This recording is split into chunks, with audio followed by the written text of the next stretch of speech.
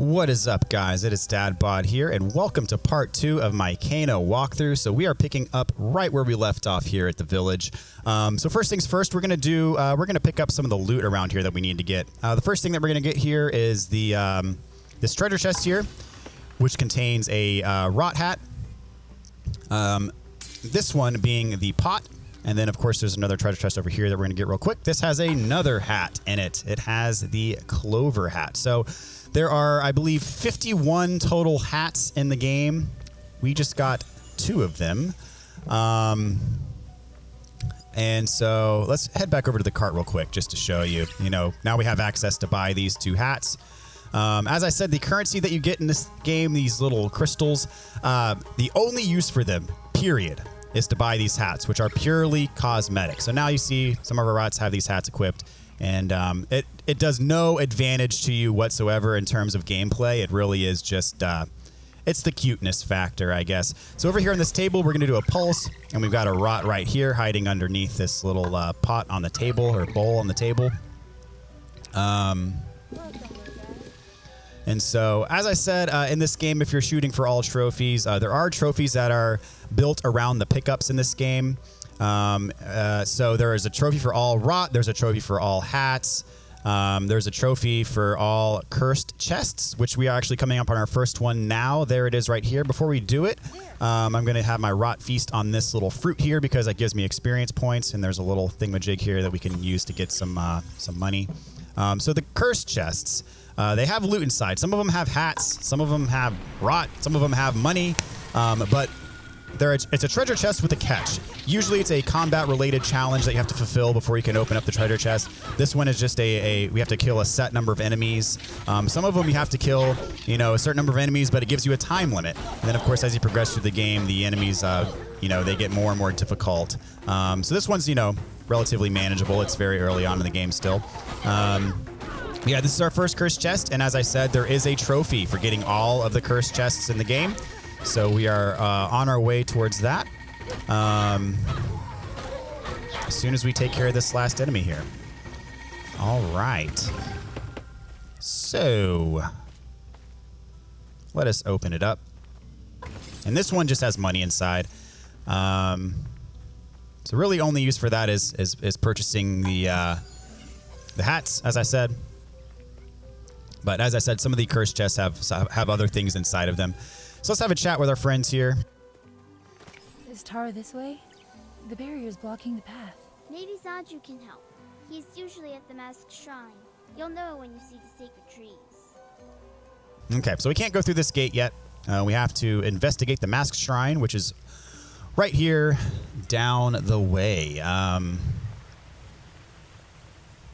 So what we're going to do is we're going to stand on this here little thing, use our pulse. We're going to talk to a new friend here.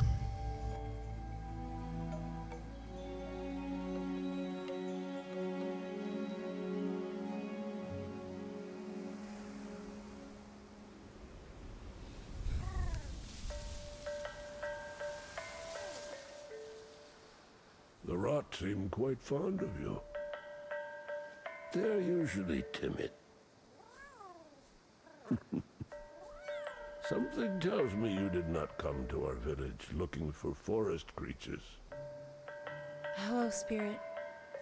I seek passage to the sacred mountain shrine. Our village is bound to the shrine's energy, but that power faded long ago. Trapped spirits linger here, tangled in the tragedies of our past. You must help these spirits if you wish to reach the mountain shrine. On my way, I met 2 children. They asked me to help free a boy named Taro. I'm not surprised that Benny and Saya found you. They are clever children, and would do anything for their brother.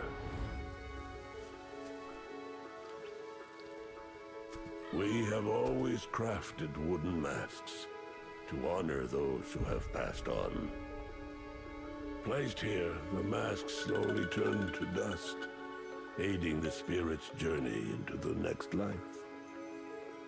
My father was a spirit guide. Our traditions are different, but he helped many spirits pass from this life to the next.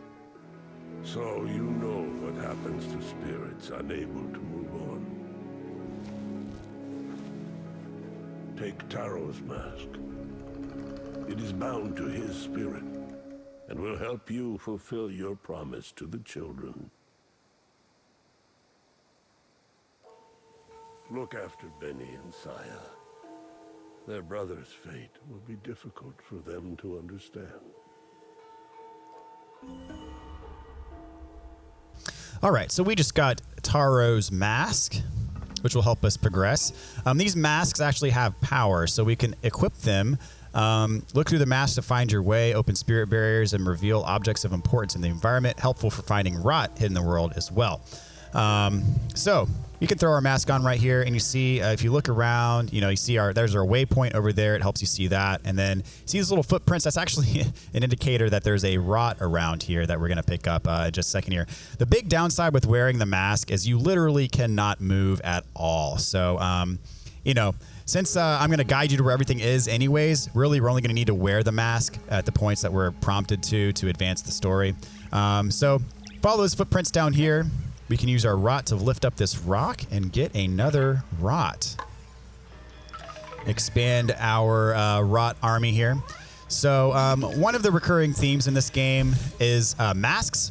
And I think part of that has to do with the fact that the developer at Ember Lab, before they ever made a game, which this is actually their first game, one thing they were known for was they made a little short animation inspired by Majora's Mask, the Zelda game.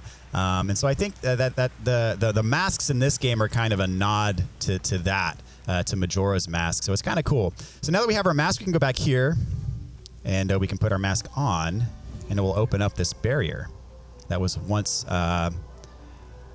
obstructed. We could not pass. Maybe I think I have to talk to them first. Taros Mask? Did Zaju give it to you? Maybe you can use it to open this barrier. There we go. So now let's use the mask. And so, as our friend back at the Mask Shrine said, we want to, our end goal is to get to the mountain shrine, but we can't do that yet until we help some of these villagers who experienced some form of tragedy in the past. We need to help these spirits kind of find their way first. So these houses off to the right, a couple of them have little chests that you can use to get some money.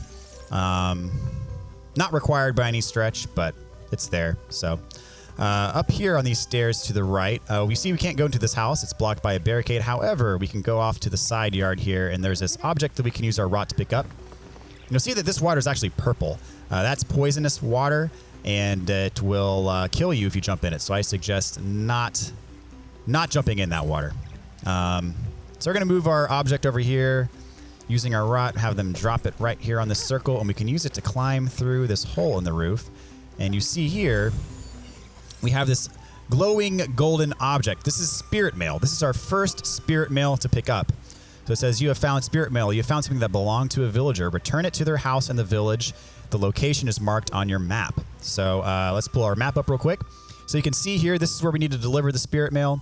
And you see now on our checklist here, we have 1 of 3 spirit mail in the village.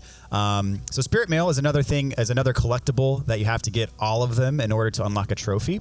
And we are going to, of course, get all of the spirit mail as part of this walkthrough. So before we can move forward, we have to have our rot move this barrier out of the way that was blocking the door. And we're going to deliver our spirit mail here. So when you get the spirit mail that corresponds to one of these barricades, you'll see this yellow circle that's on it now. That means that we have the spirit mail for it, and the mailbox is glowing. So we just stuff it here right in the mailbox, and then it allows us to get in here.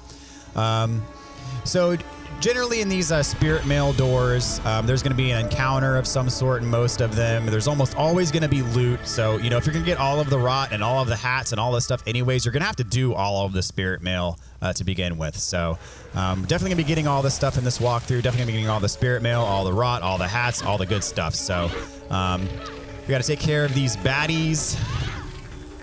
Take care of business here. And again, you know, this is all early game stuff, so these encounters aren't too bad. So now that we're done, we can use our rot to blow up this dead zone heart. And so you can see, you know, this was someone's house, and we're allowing them to move on. So we're doing our job.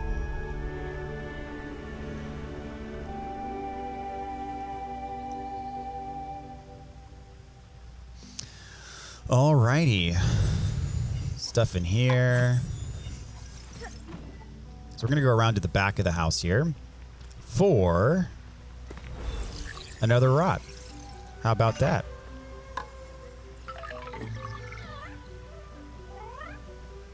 So, number 11. And as you can see, when we get to 15, we are going to get another rot level. So that will be very useful for us. So inside the house is a treasure chest with another hat. The yellow mushroom hat. So we're getting our hats. We're getting our rot. We're getting our spirit mail. We're making some good progress here. So now we're done running errands. We're going to head up the main path here to this encounter. It went through here, but we can't get past. There's more of that nasty stuff blocking the path. Can you... And off to the side here, you see this drawbridge. We can't do anything about that yet, so just going to move on forward here. Take care of this encounter. All right, so this shield guy... actually, well, first things first, this gives us the tutorial for healing. The rot can purify special flowers to restore Canis' health. Send your rot onto them by pressing square.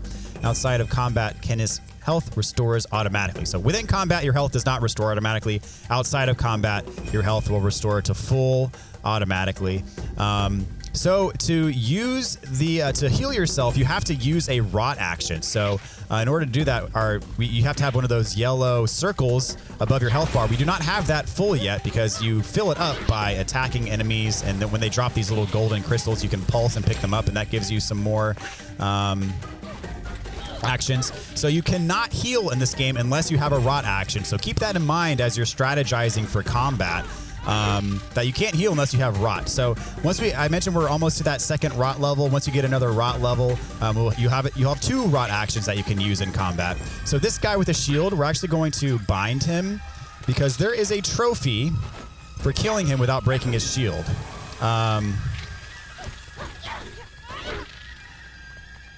So you want to make sure that you kill at least one of them without... You want to make sure that you kill at least one of them without breaking their shield to get that trophy.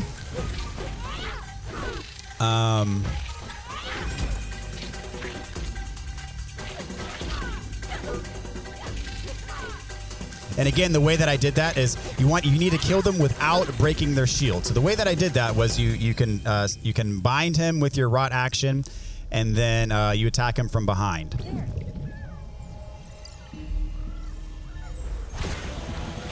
And there are several of these enemies throughout the game, so if you miss it here, don't worry about it. You can get it later on, but I just choose to do it here. Okay, so we have unlocked a forest tier. It's a forest tier. And we're going to be encountering these throughout the game. Forest tiers appear sometimes after a very old tree dies or after there is a fire. Maybe the rot can eat it. So, as he suggests, we can go up here and we can use our rot on the forest tree, and we get this, I call it a rot dragon. It says forest tiers temporarily restore rot to their original form. And you can use it to destroy barriers, clear corruption. In this case, we're going to use it to break open this leaf pile. Because underneath the rot pile is a log. We can pick up this log. And we can collect a new rot. The next thing we're going to do with this forest tier, and you can reuse these as many times as you'd like. There's no limit to using these. We're actually going to backtrack a little bit. And what we're going to do is we're going to clear this up. This is a flower shrine. And you see flower shrines are one of the things on your map here. There's one. We've got 1 of 8 now in the village. And the flower shrines are, you basically, you'll find them throughout the world. And then once you unlock them, they'll give you a bunch of money. But there is a trophy for unlocking all of the flower shrines. So that is another thing that we're going to be doing during this playthrough is getting all of the flower shrines. So the next thing that we're going to want to do here is we're going to want to use the forest tier to clear this corruption ahead of us so we can move along the path here. There we go. I'm going to clear the corruption in front of this door. I'm going to use an R2 attack on it because it just covers a wider area. So you see that white bar on top of my little rot dragon? So there's a limited amount of time that you can use them for, use this thing for.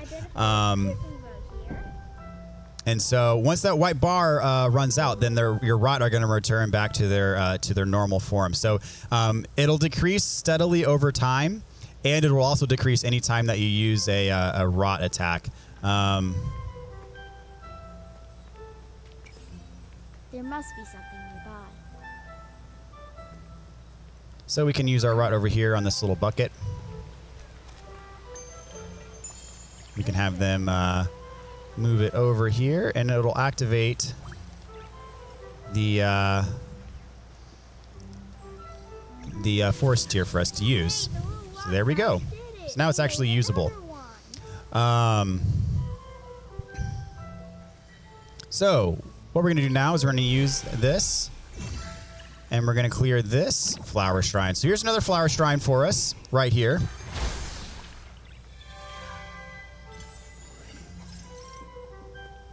And so you can see now we're in the Taros Tree area instead of the village area. So we got the first flower shrine technically was back in the village.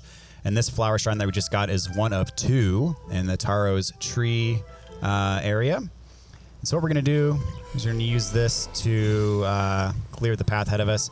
This doesn't unlock anything new, but I just like to kind of take it out just because. And then this unlocks our path forward. So we're definitely going to take this out. And here we go. So a little bit of platforming ahead of us. You can jump up on these ledges. And we're going to head around up on this fallen tree here. Make our way around here. Climb on up. So here you can shimmy around the ledge. And then we're going to jump on over. And press circle to drop down. And then now we're here. So got ourselves a checkpoint right here. And as I said, you can use these checkpoints to fast travel. So now that we've got this is our second checkpoint they've unlocked. This is the forest path. And down here we have the village. So if you wanted to warp back to the village right now, which we don't, but we could instantly warp and not have to worry about walking back. So now up here we have another encounter. This one's going to be a little bit tougher just because there's more enemies around.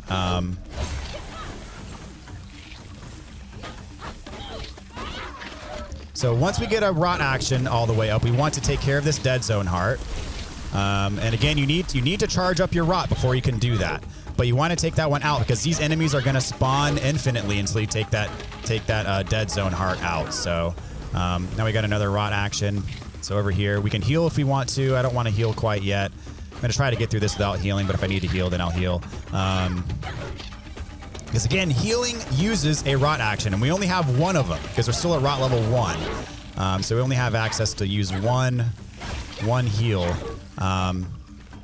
And so just keep that in mind. So this guy is, he's a bit tough. I'm not going to lie. As I said, I tend to like to roll away from attacks. So every time I see him winding up, I'm rolling away from him. Well, I didn't there, but for the most part, I roll away. I'm going to lure him out here just because it's easier to fight him in this more open area. You can also use your shield against him if you prefer to not dodge as I'm dodging. You can use your shield to block his attacks like so. You can also parry him if you want to parry him. Now the risk is if you mistime the parry, you're going to take damage. But if you time the parry correctly, then you're going to be able to do some pretty significant damage to him. So I use my bind attack and I'm just wailing on him. Oh, and so you see that happened. My health bar is glowing red. That means I have 1 hit left, and I have no rot left, which means I can't heal. So this is a danger zone right here. If I get hit, I'm dead.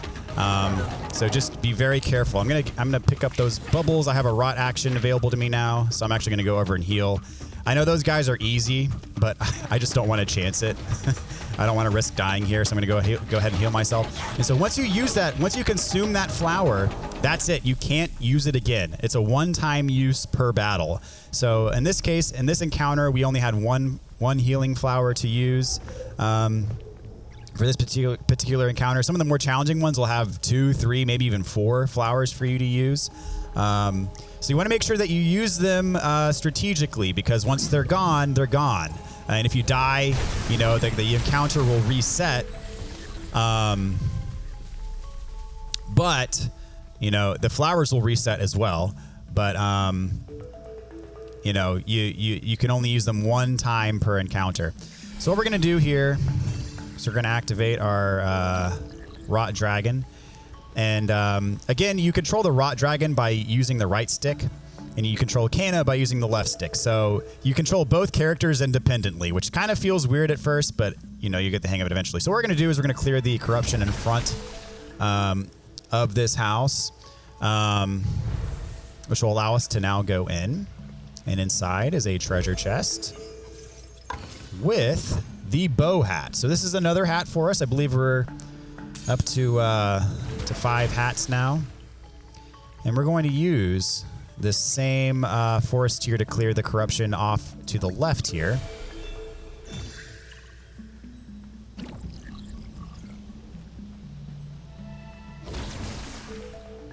And behind this is a glowing purple rock, which you know what that means. Use your pulse. And we're going to get ourselves another rot here. Okay, so we're at 13 rot, and you see we get our next level at 15 rot, so we're almost there. We're getting pretty close. So we're gonna have a quick chat with our friends real quick before we head on. Did you see what she did to that monster? I told you she could help us. Great work, Kana. Let's keep going. We're getting close. All right, so the way forward is down this here path. So we're gonna follow this down through the forest. And so once you get to this part where it's raining, you're kind of blocked. Like, you can't explore anymore. You can't go off to the side because, like, you'll see these barriers blocking you. So you're kind of funneled through this little bit of story here. So we're kind of following this little wispy. So that is actually Taro. That's Taro's spirit. So that's who we're trying to connect with here.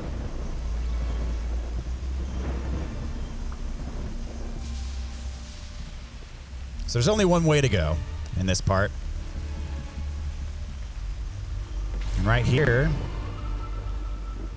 see this little icon? We're going to use our mask.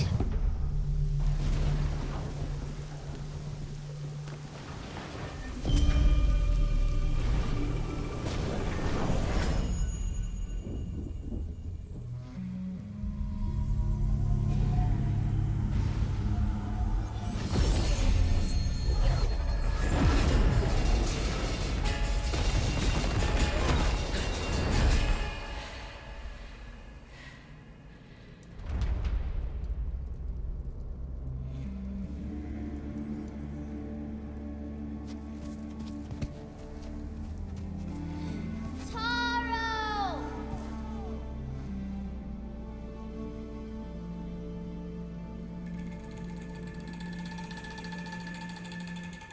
What happened? What did you see when you put on Taros Mask? Taro is here, but he's forgotten who he is. We need to find 3 relics to help him remember. The forest is huge. How do we know where to look? Maybe Mr. Russo can help us. His house is up that way. All right. Got a trophy for reaching this part of the game. So we just saw a snippet of the tragedy that happened to this village. Just a brief snippet. And of course, that's going to unfold more as we get later on to the game. So the next thing we have to do is to go up there to Rusu. He's going to help us understand what we need to do next to advance on our journey here. So as for this episode, I'm going to go ahead and cut it right here. And then we're going to head up the path to Rusu's mountain next time. So thank you guys so much for watching. Hope you guys are enjoying this, finding this helpful. Leave a like, comment, and subscribe to the channel if you haven't already. All of that really helps me out in the YouTube ecosystem. So really appreciate you guys watching. Take care. Have yourself a great day.